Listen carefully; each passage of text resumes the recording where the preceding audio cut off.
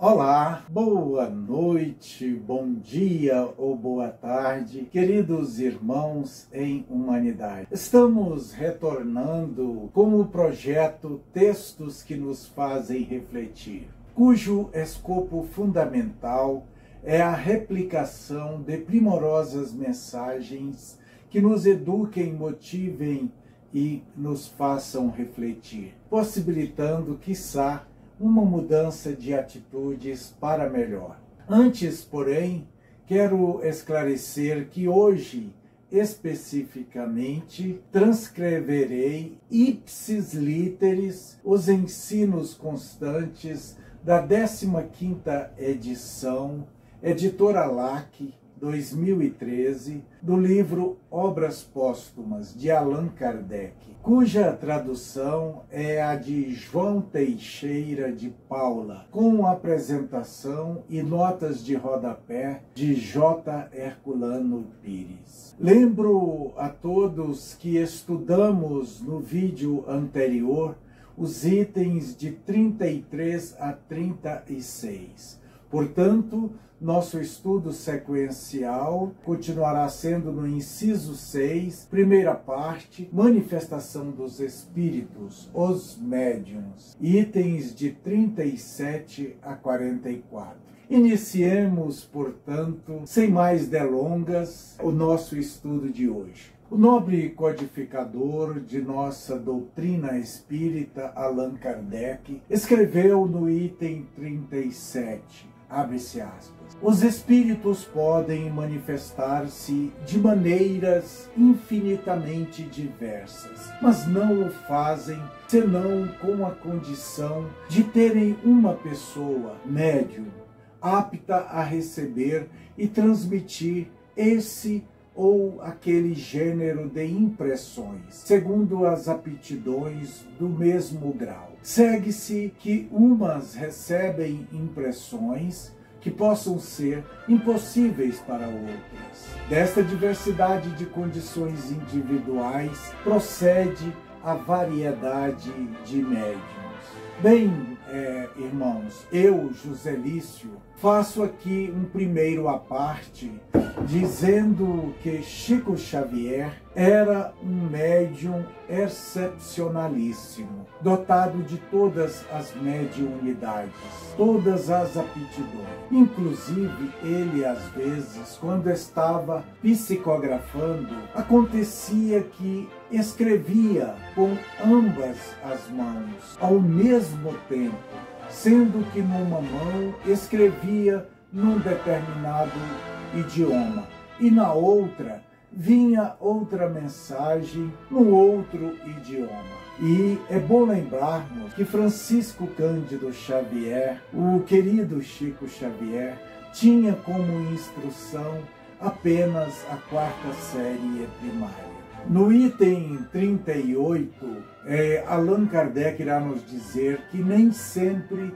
a vontade do médium é necessária, que o espírito que desejar manifestar-se procurará certamente um indivíduo apto para receber-lhe as impressões e serve-se dele sem que este o perceba. Outras pessoas, ao contrário, conscientes da sua faculdade, podem provocar manifestações. Das duas categorias de médiums, os inconscientes e os facultativos, os primeiros agem por iniciativa dos espíritos, os segundos agem por iniciativa própria. Sobre esta segunda categoria de médiuns facultativos, transcrevo uma nota de J. Herculano Pires, onde ele escreve que se caracterizam entre nós as designações de médiuns inconscientes e médiuns conscientes. São os que Kardec chama de facultativos e que, portanto, podem ou não usar as suas faculdades, embora estejam sujeitos a perturbações se recusarem. No item 39, a dos médiuns facultativos ou conscientes, são sempre pessoas que conhecem mais ou menos os meios de comunicações com os espíritos e por isso podem ter vontade de exercer a sua faculdade. Os inconscientes, pelo contrário, existem no meio ignorantes do espiritismo e da ação dos espíritos, mesmo entre incrédulos, servindo-se de instrumentos sem o saberem. Todos os gêneros de fenômenos espíritas podem produzir-se por eles, como há exemplo em todos os tempos e em todos os povos. E prossegue Kardec: a ignorância e a incredulidade têm-lhes atribuído um poder sobrenatural. E segundo os tempos e lugares, têm eles sido considerados santos ou feiticeiros, loucos visionários.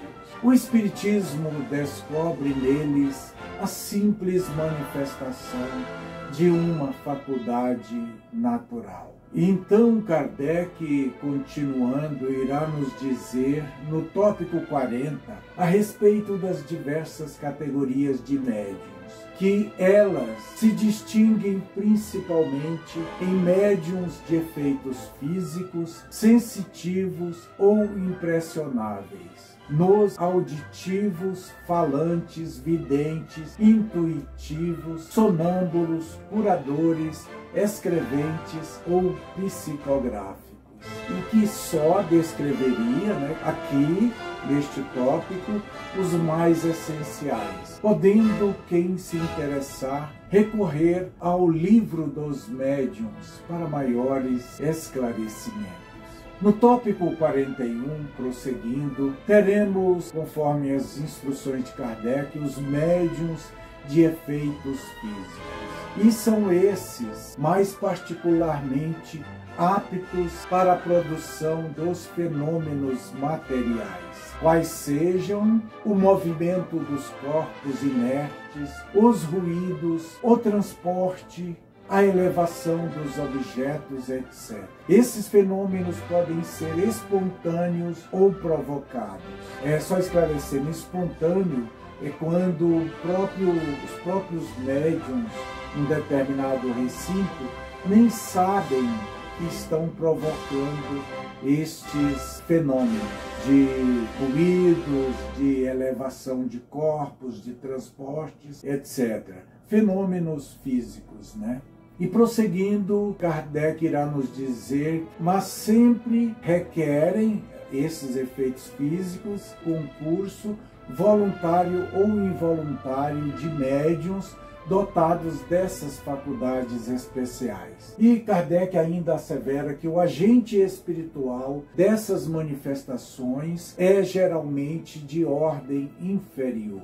Os espíritos elevados só se ocupam de manifestações inteligentes e instrutivas. Quero, queridos irmãos, fazer um outro à parte. Agora, sobre esse tema, efeitos físicos, pois que eu mesmo pude presenciar e, logicamente, contribuir com sua ocorrência. E isso quando eu nem sabia que era médium, há décadas passadas. O efeito ocorreu quando eu estava, logicamente, no primeiro casamento, com a ex-esposa, uma baiana de Irecê, de forte mediunidade, forte mesmo, aquelas inconscientes. Inclusive, ela é mãe de santo da Umbanda até hoje. A manifestação física que ocorreu foi a seguinte: estava eu com ela em nossa residência, lá na cidade ocidental, município de Goiás, durante o período entre 1980 a 89. Lembro-me que o fato se deu numa noite. Eu estava conversando com ela, não me lembro sobre qual assunto, na sala, e depois eu me afastei em direção à cozinha. E foi ali quando eu observei que um pires e uma xícara saíram de cima da geladeira. tal como se fosse um drone que se levanta de uma superfície e foram levados no ar. Pararam momentaneamente e em seguida caíram no chão espatifando-se. Eu, espantado, observei isso como se estivesse paralisado. Então comentei com a esposa, tendo ela dito: "Ah, pois é, isso é ação dos espíritos. Você não acredita. Isso é para provar a você que eles existem." Da outra vez, eu já era da carreira policial militar, claro. Era noite e estávamos todos em casa. Eu havia sido promovido à graduação de cabo, que é uma função militar logo acima da função de soldado. Eu havia concluído o curso e recebido essa primeira promoção. Consequentemente, estava trabalhando na função, colocando em prática tudo o que havia aprendido durante um curso que fora muito arrochado. Havia sido classificado na CP-Choque, Companhia de Polícia de Choque. Isso em finais de 1983 para 84. Lembro que certa vez em casa, à noite, eu vi claramente um cinto de guarnição do mesmo tipo que nós usávamos na farda, girando assim em alta velocidade na minha frente. Eu estava na sala, sentado no sofá. E juntamente com esse movimento, ouvi uma voz masculina que repetiu 3 vezes exatamente essa frase para mim: "Você tem 3 dias para mudar. Você tem 3 dias para mudar. Você tem 3 dias para mudar." Nesse momento, eu me lembro que fiquei estático, paralisado, com aquilo que estava vendo e ouvindo. Mas isso ajudou-me a refletir na minha vida, em como é que eu estava trabalhando, talvez agindo de maneira bruta, rústica e deselegante no trato aos subordinados. Consequentemente, eu mudei minhas atitudes e depois eu pude ver o porquê daquele aviso ou alerta. Pois cheguei a ouvir aqueles colegas de farda, subordinados, falando sobre insatisfações suas durante nossos serviços. Eu pude entender então que estava correndo um risco, sem querer tecer maiores comentários. Então, foi um aviso, um alerta de um espírito amigo.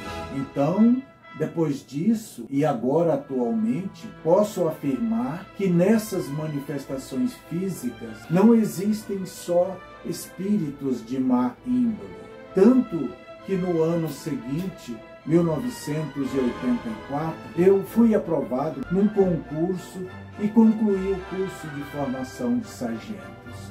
Então, eu fui ajudado. É só um misto de comentário e testemunho relacionado ao tema manifestações de efeitos físicos. Então agora Allan Kardec no item 42 irá nos falar sobre médiuns sensitivos ou impressionáveis. Diz ele: dá-se esta denominação às pessoas suscetíveis de sentir a presença dos espíritos por uma vaga impressão, uma espécie de tremor dos membros, que eles não sabem explicar. Esta faculdade pode adquirir tal sutileza que permite reconhecer, pela natureza da impressão, se o espírito é bom ou mau, e até a sua individualidade, tal como o cego reconhece instintivamente a aproximação dessa ou daquela pessoa.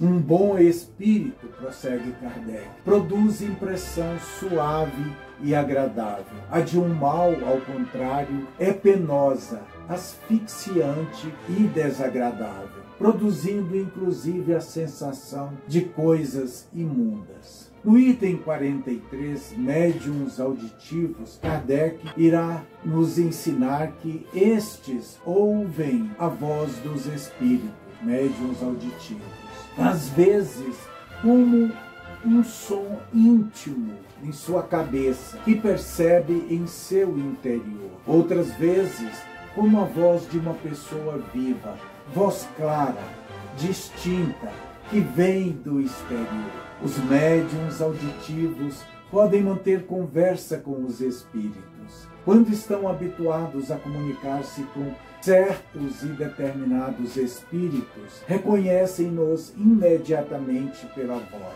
Quem não é auditivo pode comunicar-se com um espírito por intermédio de quem o é e que irá lhe transmitir as palavras, as mensagens do espírito comunicante. No item 44, Kardec irá tratar de médiuns falantes ou psicofônicos. Mas antes ele irá esclarecer que os médiuns auditivos, simples transmissores do que ouvem, não são propriamente médiuns falantes. Esses, muitas vezes, nada ouvem, os falantes ou psicofônicos. Os espíritos atuam sobre os órgãos da fala, como sobre a mão do médium escrevente. O espírito, desejando comunicar-se, serve-se do órgão mais flexível. A um toma-lhe a mão, a outro a palavra, a um terceiro o ouvido. Os médiuns falantes geralmente não têm consciência do que dizem e muitas vezes dizem o que está fora do círculo das suas ideias, dos seus conhecimentos e até da sua capacidade intelectual. Tem-se visto pessoas incultas e de vulgar inteligência exprimirem-se com verdadeira eloquência e tratarem com incontestáveis superioridades questões acerca das quais seriam incapazes, quando em estado normal, de emitir tais opiniões. Concluindo esta parte, queridos irmãos, Allan Kardec assevera que o médium falante, conquanto funcione perfeitamente desperto, raras vezes guarda memória do que disse. A sua passividade, porém, nem sempre é completa.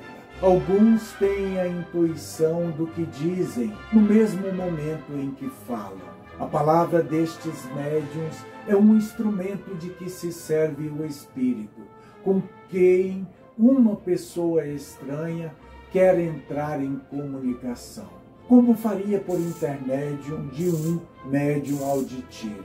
Há entre esse médium auditivo e o falante a seguinte diferença. O primeiro fala voluntariamente, repetindo o que ouve. O segundo fala involuntariamente. Ponto final, fecho aspas. Por ora, queridos irmãos, finish. Porém, preciso pedir-lhes um gesto de caridade, no sentido de compartilharem esse vídeo com pessoas de seus contatos, para que mais e mais pessoas simpáticas a essa doutrina consoladora possam dispor desses ensinos de luz. De coração, agradeço a todos que se dignarem a assistir este vídeo ou a ouvir seu áudio até o fim. E rogo ao boníssimo Pai Criador que nos abençoe e proteja a todos.